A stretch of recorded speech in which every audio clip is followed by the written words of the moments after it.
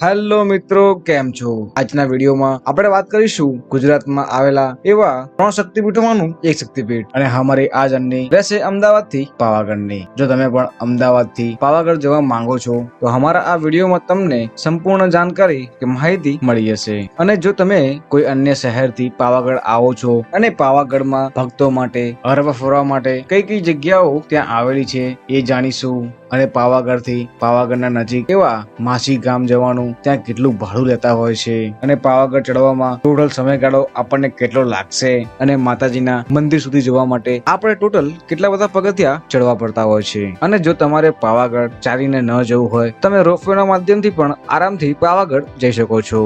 અને આપણે એન્ડમાં એ બી જાણીશું કે પાવાગઢમાં ઘર જેવું સારું જમવાનું ક્યાં મળતું હોય છે. એટલે વિડીયોને એન્ડ સુધી જરૂર જોજો. હું તમને આ બધા જ પ્રશ્નોની કે પાવાગઢ ફરવા જવાની આ સંપૂર્ણ માહિતી તમને આપી દઈશ. અને વિડીયોને શરૂ કરતા પહેલા હજી સુધી તમે અમારા આ વિડીયોને એક લાઈક નથી કર્યું તો લાઈક કરી દો.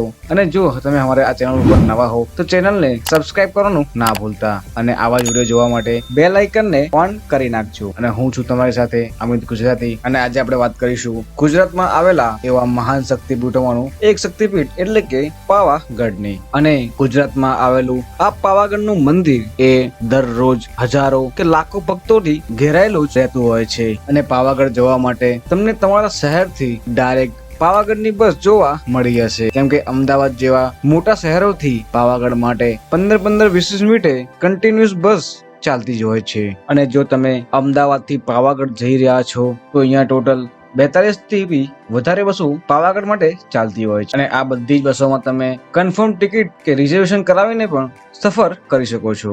જો તમે તહેવારોનો સમય અમદાવાદથી આ એસટી બસમાં સફર કરીને પાવાગઢ જઈ રહ્યા છો તો કન્ફર્મ ટિકિટ કરાવવાનું ના ભૂલતા. કારણ કે ગુજરાતથી ચાલતી પાવાગઢ માટેની આ બધી જ એસટીઓ તહેવારોના સમયે ઓલમોસ્ટ ફૂલ રહેતી હોય છે. અને વાત કરું આ અમદાવાદથી ચાલતી એવી પાવાગઢ એસટી બસનું ત્યાં ભાડું કેટલું હોતું હોય છે.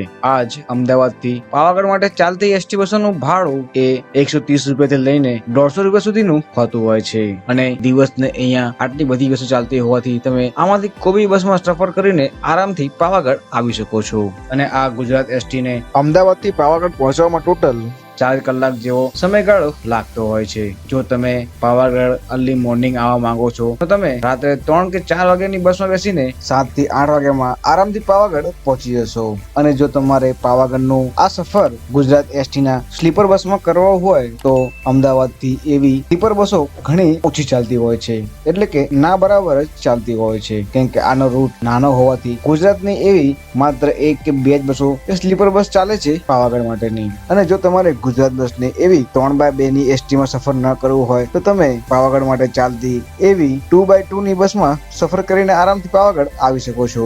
અને 2x3 કે 3x2 ની આ બંને બસોમાં થોડોક ભાડાનું જ અંતર હોય છે. જ્યાં 3x2 નું ભાડું 150 રૂપિયા આસપાસ હોય છે ત્યાં જ 2x2 ની બસનું ભાડું 180 રૂપિયાની આજુબાજુ તમને જોવા મળી જશે. અને આ તો વાત થઈ ગુજરાતની અમદાવાદથી ચાલતી પાવાગઢની એવી એસટી બસની.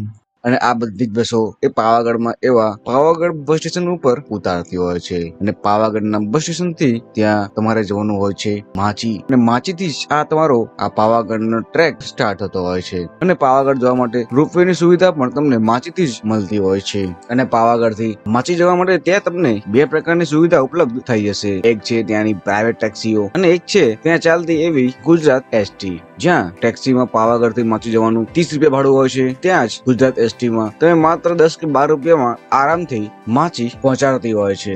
અને આ માચી બસ સ્ટેશન થી જ તમને પાવાગઢ જવા માટેનું રોપવે મળી જશે. અને આ રોપવે ની પ્રાઇસ એ 160 રૂપિયાની આજુબાજુ હોતી હોય છે. અને 160 રૂપિયામાં તમે આરામથી પાવાગઢ જઈને આવી શકો છો. અને આ ટિકિટ એ આવવાની અને જવાની બંનેની હોતી હોય છે. અને બીજી વસ્તુ એ કે જો તમારે રોપવે માં સફર કરીને પાવાગઢ જવું હોય તો અહીંયા કલાક કે 2 કલાકની રોપવે નું વેટિંગ હોતું હોય છે. જો તમારે રોપવે માં જવું છે તો તમારે અહીંયા અને 2 કલાક જેવું આ રોપવે ની લાઈનમાં રોપવે માટે ઉભું રહેવું પડી શકે છે. કેમ કે અહીંયા દર વર્ષે ભારે માત્રામાં શ્રદ્ધાળુઓ આવતા હોય છે.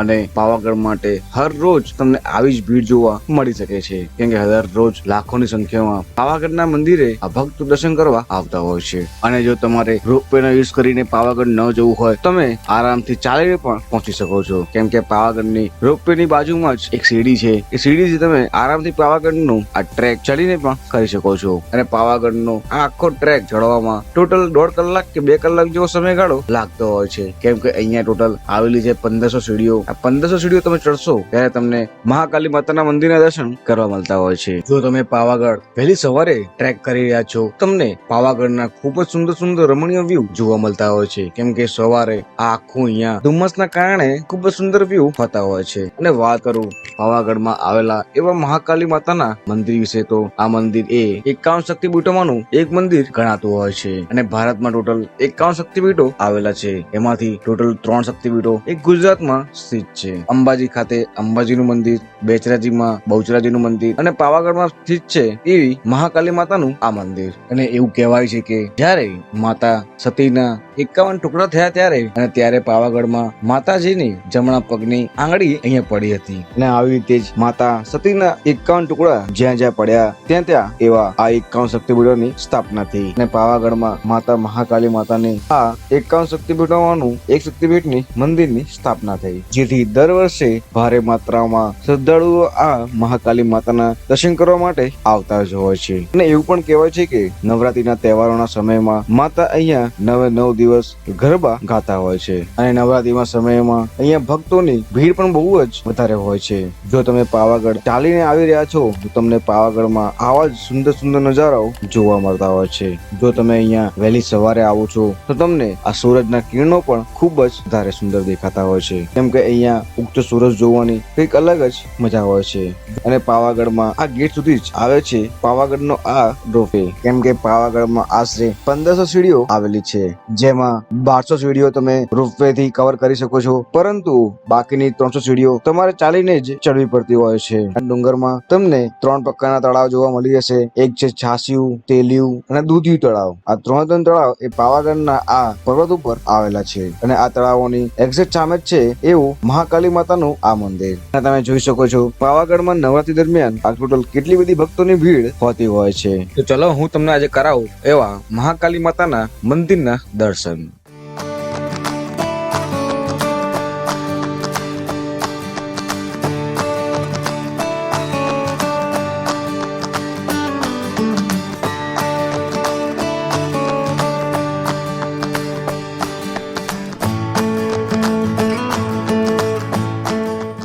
ગુજરાતની એવી વિશ્વામિત્ર નદીનું ઉદ્ગમ સ્થાન પણ આ પાવાગઢ ઉપર જ આવેલું છે. અને એવું કહેવાય છે કે પાવાગઢનો આ પર્વત એ આ ભાગનો જ બહાર હોવાથી આ પર્વતનું નામ એ પાવાગઢ રાખવામાં આવ્યું હતું. અને બીજી માન્યતા અનુસાર એવું બી કહેવામાં આવે છે કે આ પાવાગઢ મંદિરને એ ચારે બાજુથી હવા અથડાતી હોવાથી આ મંદિરનું નામ પવનગઢ પર રાખવામાં આવ્યું હતું, જે સમય જતા એનું નામ પાવાગઢ કરી દેવામાં આવ્યું. જો તમને પાવાગઢનું સાચું નામ કેવી રીતે પડ્યું છે એ ખબર હોય નીચે કોમેન્ટ બોક્સમાં લખવાનું ના ભૂલતા. જો તમને પાવાગઢનો એવો જૂનો ઇતિહાસ બી ખબર હોય તો એ બી નીચે કોમેન્ટ બોક્સમાં જરૂરથી લખજો. જો તમારે પાવાગઢમાં ઘર જેવું જ સારું જમવાનું જમવું હોય તો પાવાગઢમાં એક રેસ્ટોરન્ટ આવેલી છે, એનું નામ છે હોટલ હંસરાજ. અને આ હોટલ હંસરાજ એ પાવાગઢમાં એવા પાવાગઢ બસ સ્ટેશન ની થોડાક આગળ જ આવેલી છે. અહીંયા તમને ઘર જેવું અને સારું જમવાનું મળી જશે, કેમ કે પાવાગઢમાં ઘણી બધી એવી રેસ્ટોરન્ટ આવેલી છે, પરંતુ એટલું સારું જમવાનું ત્યાં નથી હોતું. તો જો તમે પાવાગઢ ફરવા આવી રહ્યા છો તો તમે એક ટાઈમનું ભોજન આ હંસરાજ હોટલમાં કરી શકો છો. અને જો તમારે પાછું પાવાગઢ થી અમદાવાદ તરફ કે ગુજરાતના કોઈ અન્ય શહેર તરફ જવું હોય તો પાવાગઢમાં અડધો કલાકે ત્યાં ઘણી બધી એવી બસો ચાલતી હોય છે. અને જો તમારે ઓનલાઈન ટિકિટ બુક કે કન્ફર્મ ટિકિટ બુક ના કરાવી હોય તો પણ તમને અહીંયા સીટ મળી જશે, જેમાં બેસીને તમે તમારા શહેર તરફ પાછા ફરી શકો છો.